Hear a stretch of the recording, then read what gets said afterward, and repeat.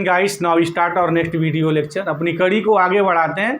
अब एक बड़े हम इम्पॉर्टेंट मुद्दे की बात करने जा रहे हैं। जैसे सबको पता है कि हमारा जो CSIR नेट का एग्ज़ाम है वो दिसंबर लास्ट वीक 3 डेज़ होने जा रहा है।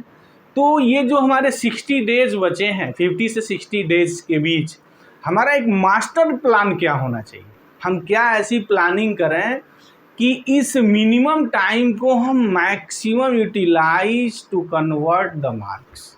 इस मिनिमम टाइम को हम ऐसा यूटिलाइज करें कि हम मैक्सिमम मार्क गेन करें।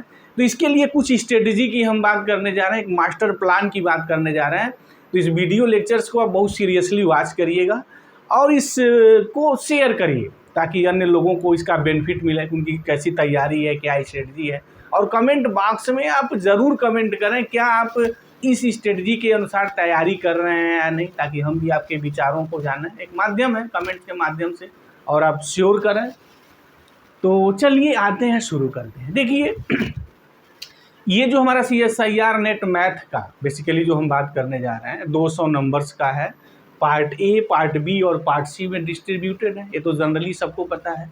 मुझे अब ये करना है कि जो 50-60 डेज़ का जो हमारा प्लान है वो कैसे होना चाहिए। तो उसके लिए हमने कुछ एक आइडिया बनाया है। देखिए कैसे आप करें, कैसे वर्क करें। अब हम बात शुरू करते हैं। जो मैक्सिमम जो नंबर्स का जो वेटेज है वो कैसे है, उसको जानना बहुत ज़रूरी है। उसके अकॉर्डिंग पर तैयारी करिए तो सफलता आपको मिल जाएगी।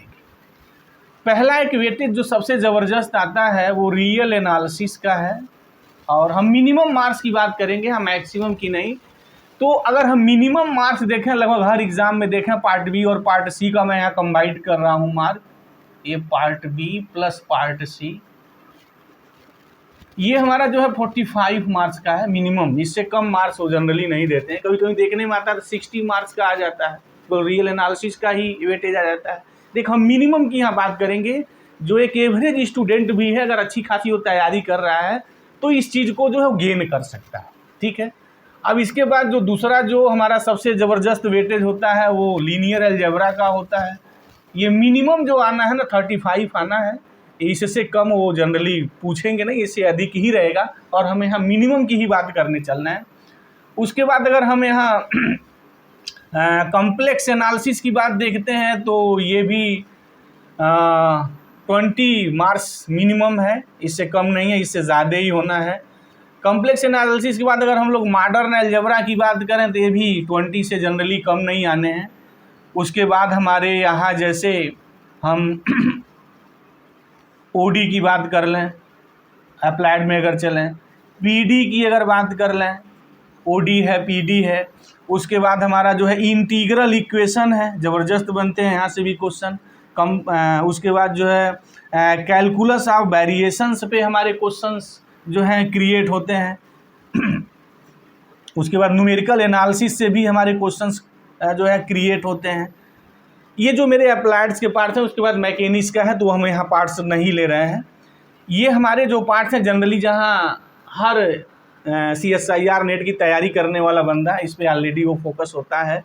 तो अगर हम एक एवरेज यहाँ लेके चलें, जो मिनिमम जो मार्क आना चाहिए, एक 50 की बात मैं ले रहा हूँ राउंड पूरा। ये जो पार्ट्स है हमारा, हमने 50 ले लिया। 50 से कम नहीं होना, इससे ज़्यादा ही होना है।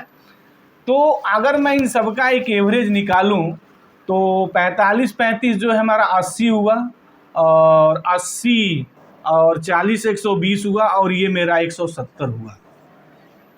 अब इस बात को बहुत ध्यान समझिएगा। We serious about that matter. अगर इस चीज़ को आप सीरियसली समझ रहे हैं ना तो डेफिनेटली आप CSIR नेट का जो एग्ज़ाम है ना उसको आप एक क्रैक करने की आपकी संभावना जो है ना बहुत ही प्रबल हो जाएगी। मैं तो दावा नहीं करूँगा आप क्रैक ही कर लेंगे, लेकिन अगर आपकी बेस्ट स्ट्रेटजी ऐसी बन रही है मिनिमम टाइम की टू गेन मैक्सिमम मार्क, तो हम समझते हैं कि this is the best way. अब ये 170 मार्क पे आपको फोकस करना है, डेफिनेटली इस पे फोकस करना है। अब 170 ये जो मार्क हुआ ना, तो इसका आप हाफ करें। अगर हम हाफ अगर करें तो नियर अबाउट क्या 85 मेरी बात हो गई, 85 मार्क्स हो गया। 85 मार्क्स को आपको लाना ही लाना है।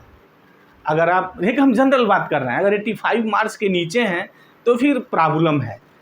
अब ये 170 का हाफ मेरा 85 हुआ, तो अब आप कैसे प्लान करें, किस चीज़ को ज़्यादा वेटेज दें। तो देखिए रियल एनालिसिस का वेटेज तो होना ही चाहिए।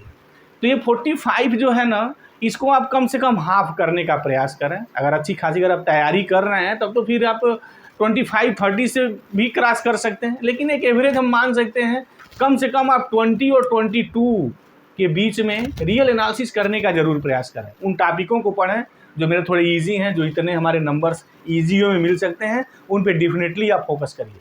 बाकी जो चीज़ पढ़ना है वो पढ़िए, बट इन पे मिनिमम आप फोकस करिए। अगर आप मिनिमम फोकस करते हैं ना, एक बड़ी एक बेस्ट स्ट्रेटजी समझिए आपकी बन जाएगी। उसके बाद यहाँ 35 है, लीनियर अलजेब्रा जनरली ईजी आता है, लेकिन कभी कभी वो थोड़ा टफ भी पूछ देते हैं, जो रियल एनालिसिस से भी टफ लगते हैं। अक्सर कुछ एग्जाम्स SIR नेट में ऐसे हुए हैं जहाँ लीनियर अलजेब्रा को रियल एनालिसिस से टफ बना दिया गया। लेकिन बहरहाल अगर एक ठीक ठाक तैयारी आप कर रहे हैं तो उम्मीद है कि यहाँ से आप नियर अबाउट 20 से 25 नंबर के बीच में आप ला सकते हैं। लीनियर अलजेब्रा माना जाता है कितने नंबर्स आप ला सकते हैं।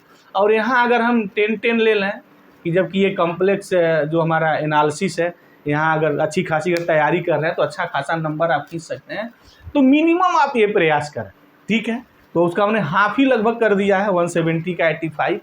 तो अगर इसके अकॉर्डिंग अगर आप वर्क करते हैं तो definitely you gain maximum mark. एक बात हमने यहाँ थोड़ा छोड़ी हुई है, एक ज्योमेट्रिक स्पेस का आता है, कभी कभी तो 10 नंबर्स का पार्ट सी से 2 क्वेश्चन आ जाते हैं, 10 नंबर्स के वेटेज आ जाते हैं, 3 नंबर के वहाँ से आ जाते हैं। तो एक आप मेट्रिक स्पेस जरूर पढ़ें, उसको मत छोड़ें। ईजी पार्ट से जनरली ईजी क्वेश्चन यहाँ से बनते हैं। तो अगर यहाँ से अगर आप 5 नंबर्स गेन कर लेते हैं, मेट्रिक स्पेस का हमने अलग से, इसलिए उसको हमने रियल एनालिसिस में नहीं लिखा, तो ये 90 है, ये 90 नंबर्स आप गेन कर सकते हैं। अगर एक स्ट्रेटजी बना लेना और एक स्ट्रेटजी के अकॉर्डिंग जैसे मैंने बात की है, इनके हाफ पोर्शन पे आप फोकस करें और ज़बरदस्त ढंग से फोकस करें, तो ये 90 नंबर्स आप जो है ना वो नेट में आप गेन कर सकते हैं। तो अगर कोई स्टूडेंट 90 नंबर गेन कर लेता है तो डेफिनेटली वो प्लस है। अब रहा पार्ट ए, तो पार्ट ए में तो क्या तैयारी करना है भाई, you are the students of the MSc mathematics, तो आपको बहुत प्रॉब्लम होनी नहीं चाहिए। तो वहाँ से आप 10 नंबर तो आप ला सकते हैं भाई, 5-6 क्वेश्चंस तो लाए ही जा सकते हैं। 10 से आप 12 नंबर्स आप इजीली टैकल कर सकते हैं। और जनरली जितने लोग हमने देखा है कि नेट JRF है या नेट है, तो जनरली वो 10 से 15 नंबर के बीच में है। आप किसी का अगर आप देखते हैं सर्टिफिकेट तो 10 से 15 नंबर्स के बीच में है। अब हम तुक्के की बात नहीं करते हैं, कभी कभी तो पार्ट BC में रियल तुक्का लग गया तो भाई चलिए वहाँ से 15 क्वेश्चन ही 14 क्वेश्चन ही कोई कर लिया तो 70 नंबर्स उसका रियल ये जो पार्ट C का हिला दिया, तो एक अलग मैटर है, उस पर हम नहीं चल रहे हैं। एक जनरल हम एक इशू की बात कर रहे हैं कि ये हमारा एक इशू होना चाहिए। अगर इस टाइप की अगर आप तैयारी कर रहे हैं तो डेफिनेटली आपके सिलेक्शंस की जो संभावना है ना वो बढ़ जाएगी। तो 10 मार्क्स तक अगर आप पार्ट ए से खींचते हैं तो ये 90 और 10 और 100 और 100 मार्क्स जो होता है ना नेट क्वालिफाई करने के लिए सिक्योर करता है।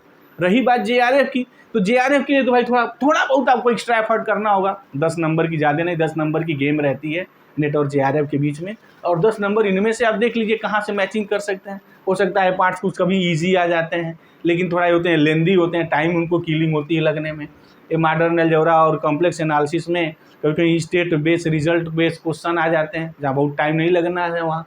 तो ये कि अपनी एक ऐसी स्ट्रेटजी बनाएं और प्रयास करें, इस स्ट्रेटजी के अकॉर्डिंग आप जो है तैयारी करें, तो डेफिनेटली आप एक अच्छे खासे स्कोर के साथ जो है ना आप इस जो CSIR नेट जो है ना आप क्रैक कर सकते हैं।